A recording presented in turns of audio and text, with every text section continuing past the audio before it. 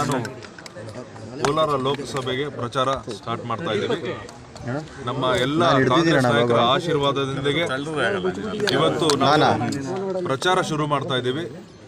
ಜನಗಳ ಆಶೀರ್ವಾದ, ಕಾರ್ಯಕರ್ತರ ಬೆಂಬಲ ಬೇಕಂತ ನಾನು ಈ ಮೂಲಕ ಕೇಳ್ಕೊಳ್ತಾ ಇದ್ದೀನಿ. ಸರ್, ಕ್ಷೇತ್ರದ ಏನು ಸಮಸ್ಯೆಗಳೆಲ್ಲ ಅರಿವಿದೆಯಾ ಸರ್? ನಿಮಗೆ ಏನೇನು ಸಮಸ್ಯೆ ಇದೆ?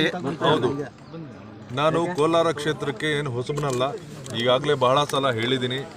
ಜಯನಗರದಲ್ಲಿ ನಮ್ಮ ಮನೆ ಇದೆ. ನಮ್ಮ ಸಿಸ್ಟರು KV ಚಂದ್ರ ಅಂತ, ಅವರು ನಮ್ಮ ರಿಟೈರ್ಡ್ BEO ಗಂಗಾರಾಮ್ ಅಂತ, ಅವ್ರ ಸೊಸೆ ನಮ್ಮ ಅಕ್ಕ. ಸೊ ನಮಗೇನು ಇಲ್ಲಿ ಕೋಲಾರ ಹೊಸದಲ್ಲ, ಸುಮಾರು 30 ವರ್ಷ ನಾನು ಬರ್ತಾ ಹೋಗ್ತಾ ಇದ್ದೀನಿ. ಇಲ್ಲಿ ಸಮಸ್ಯೆಗಳ ಬಗ್ಗೆನೂ ಅರಿವಿದೆ. ಇಲ್ಲಿ ವಾಟರ್ ಶಾರ್ಟೇಜ್ ಇದೆ.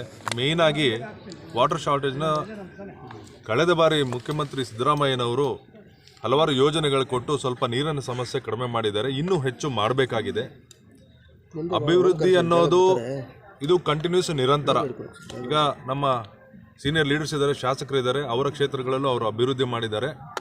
ನಮಗೂ ಕೆಲವು ಐಡಿಯಾಸ್ ಇರ್ತದೆ. ಲೋಕಸಭೆ ಸದಸ್ಯನಾದ ಮೇಲೆ ನಮಗೇ ಆದಂಥ ಒಂದು ಆದ್ಯತೆಗಳು ಇರ್ತದೆ. ಆ ಮೂಲಕ ನಾವು ಫಂಡ್ಸ್ ತಂದು, ಕಾರ್ಯಕ್ರಮಗಳು ತಂದು ಕೋಲಾರ ಜಿಲ್ಲೆ ಅಭಿವೃದ್ಧಿಗೆ ನಾವು ಕೆಲಸ ಮಾಡ್ತೀವಿ. ಮೇಲಾಗಿ ನಮಗೆ ಸೆಂಟ್ರಲ್ ಗೌರ್ಮೆಂಟಿಂದ ಆಗಿರುವಂಥ ಅನ್ಯಾಯಗಳನ್ನ ಸರಿಪಡಿಸಬೇಕಾಗಿದೆ. 10 ವರ್ಷದಲ್ಲಿ ಏನೇನು ವಾಗ್ದಾನಗಳು ಮಾಡಿದ್ರು ಮೋದಿಯವರು ಬಂದ ಮೇಲೆ ಅದು ಯಾವುದೂ ಈಡೇರಿಸಿಲ್ಲ. ಯಾವುದೂ ಒಂದು ಜನಪರ ಕಾರ್ಯಕ್ರಮ ಕೊಟ್ಟಿಲ್ಲ. ಅದನ್ನು ಫಸ್ಟು ಈಗ ಒಂದು ಯೋಜನೆ ಕೊಟ್ಟಿದ್ದಾರೆ. ಏನು? ಪ್ರಧಾನಮಂತ್ರಿ ಆವಾಸ್ ಯೋಜನೆ ಅಂತ. ಮೊದಲು ಇಂದಿರಾ ಗಾಂಧಿ ಆವಾಸ್ ಯೋಜನೆ ಅಂತ ಚೇಂಜ್ ಮಾಡ್ಕೊಂಡಿದ್ದಾರೆ, ಪ್ರಧಾನಮಂತ್ರಿ ಅಂತ ಮಾಡಿದ್ದಾರೆ. ಬಟ್ ಯಾವ ಮಟ್ಟಕ್ಕೆ ಅಂದರೆ ಅವರು ಕೊಟ್ಟಂಗೂ ಇರಬೇಕು, ವಾಪಸ್ ಕಿತ್ಕೊಂಡಂಗೆ ಇರಬೇಕು. ಈ ಥರ ಬಹಳ ಮೋಸ ಇದೆ. ಅದು ಒಂದು ಸಣ್ಣ ಎಕ್ಸ್ಪ್ಲನೇಷನ್ ಕೊಟ್ಬಿಡ್ತೀನಿ. 1.5 ಲಕ್ಷ ಕೇಂದ್ರ ಸರ್ಕಾರದಿಂದ ಈ ಪ್ರಧಾನಮಂತ್ರಿ ಆವಾಸ್ ಯೋಜನೆಗೆ ಕೊಡ್ತಾರೆ. 1.5 ಲಕ್ಷ ರಾಜ್ಯ ಸರ್ಕಾರ ಕೊಡಬೇಕು, ಮಿಕ್ಕಿದ್ದ 4.5 ಲಕ್ಷ ಫಲಾನುಭವಿ ಕೊಡಬೇಕು. ಆದರೆ ನೀವು ಸ್ವಲ್ಪ ಸ್ಟ್ಯಾಟಿಸ್ಟಿಕ್ಸ್ ತಗೊಂಡು ನೋಡಿದ್ರೆ ಬಹಳ ಜನ ಅಪ್ಲೈ ಮಾಡಲಿಲ್ಲ. ಯಾಕಂದ್ರೆ ಬಡವರು ಎಲ್ಲಿಂದ ತರ್ತಾರೆ 4.5 ಲಕ್ಷ? ಆಮೇಲೆ ಆ 1.5 ಲಕ್ಷನೂ ಕೂಡ GST ರೂಪದಿಂದ ಸರ್, ಈಗ ಇಬ್ರು ಜಗಳದಲ್ಲಿ ತಮಗೆ ಟಿಕೆಟ್ ಸಿಕ್ಕಿದೆ.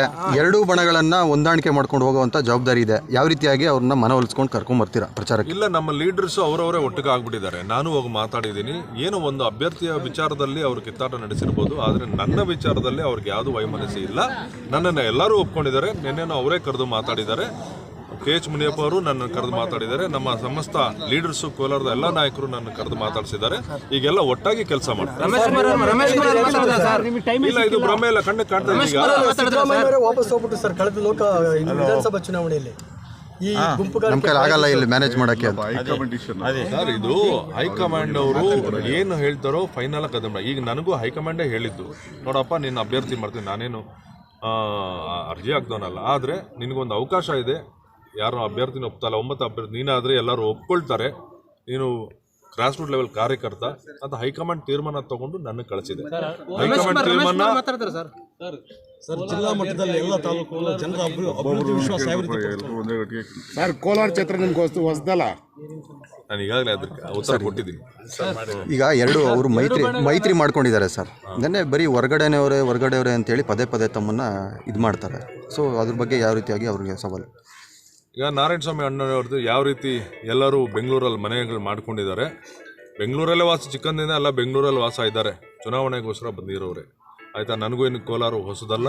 ಆಮೇಲೆ ನಿಮಗೆ ಬೆಂಗಳೂರಲ್ಲಿ ನೋಡಿದೆ 75% ಎಲ್ಲ ಕೋಲಾರದವರು ಇದ್ದಾರೆ ಅಲ್ಲಿ. ಅದಕ್ಕೆ ಸರ್ ಜಿಲ್ಲೆ ಅಭಿವೃದ್ಧಿ ಆಗಿಲ್ಲ. ಅದಕ್ಕೆ ನಾವು ಅಲ್ಲಿಂದ ಇಲ್ಲಿ ಬಂದು ಅಭಿವೃದ್ಧಿ ಯಾವ ಥರ ಹೊಲಿಸ್ಕೋತೀರಾ ಸರ್ ಜಿಲ್ಲೆಯಲ್ಲಿ? ಸರ್, ಮತದಾರರ ಮುಂದೆ ನಾವು ಹೋಗ್ತೀವಿ. ನಾವು 5 ಗ್ಯಾರಂಟಿಗಳು ಕೊಟ್ಟಿದ್ದೀವಿ. ಆ ಗ್ಯಾರಂಟಿಗಳ ಶ್ರೀರಕ್ಷಣೆ ನಮಗೆ ಆಶೀರ್ವಾದ.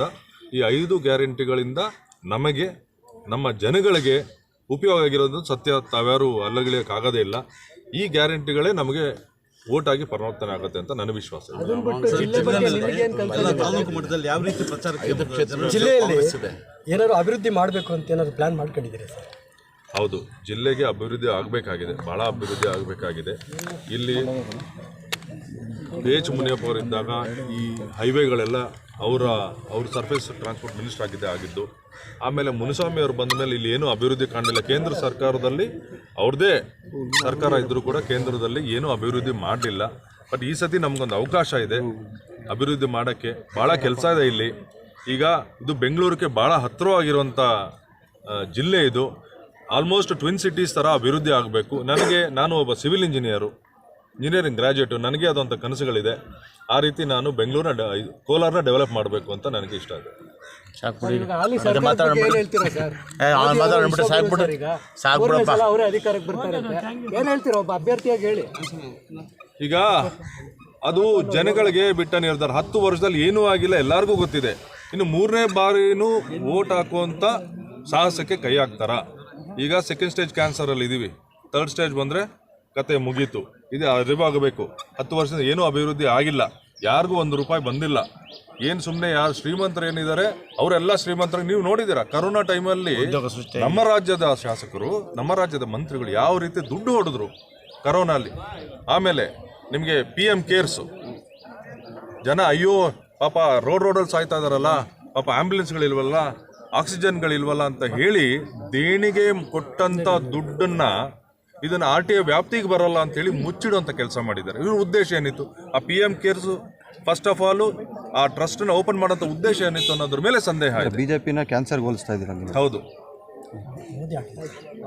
ಅಲ್ಲ ಸರ್, ಈಗ 3ನೇ ಸಲ ಅಧಿಕಾರಕ್ಕೆ ಬಂದರೆ CM ಮತ್ತು DK ಅವ್ರನ್ನು ಜೈಲಿಗೆ ಕಳಿಸ್ತಾರಂತೆ. ಈಗ ಸುಪ್ರೀಂ ಕೋರ್ಟೇ ತೀರ್ಮಾನ ಮಾಡಿದೆ. ಅವರು ಸುಮಾರು ಕೇಸುಗಳಿಂದ ಅವ್ರನ್ನ ಖುಲಾಸೆ ಮಾಡಿದೆ. ಸುಪ್ರೀಂ ಕೋರ್ಟೇ ಹೇಳಿದ ಮೇಲೆ ನಮ್ದೇನಿದೆ, BJP ಅವ್ರದ್ದೇನಿದೆ? ಅಲ್ಲ, 3ನೇ ಸಲ ಅಧಿಕಾರಕ್ಕೆ ಬಂದರೆ ಅದೇ ಪ್ಲಾನ್ ಇರೋದಂತ. ಇವಾಗ ಸುಮ್ಮನೆ ಎಲ್ಲರೂ ಜೈಲಿಗೆ ಹಾಕ್ತಾ ಇರೋದಂತೂ ನೀವು ನೋಡ್ತಾ ಇದ್ದೀರಾ. ಇದು ನೀವು ಅವ್ರನ್ನ ಕ್ವಶನ್ ಮಾಡಬೇಕು. ನೀವು ಪ್ರಜಾಪ್ರಭುತ್ವದ ರೀತಿಯಲ್ಲಿ ಕೆಲಸ ಮಾಡ್ತಾ ಇದ್ರಿಂದ ನೀವು ಮೀಡಿಯಾ ಅವರು ಅವ್ರನ್ನ ಕ್ವಶನ್ ಮಾಡಬೇಕು. ಎಲ್ಲರೂ ನೋಡ್ಕೊಂಡು ಸುಮ್ಮನೆ ಇರೋದಲ್ಲ. ಇದು ಯಾಕಂದರೆ ಅವ್ರಿಗಾಗಿದ್ದು ನಾಳೆ ನಿಮಗಾಗತ್ತೆ.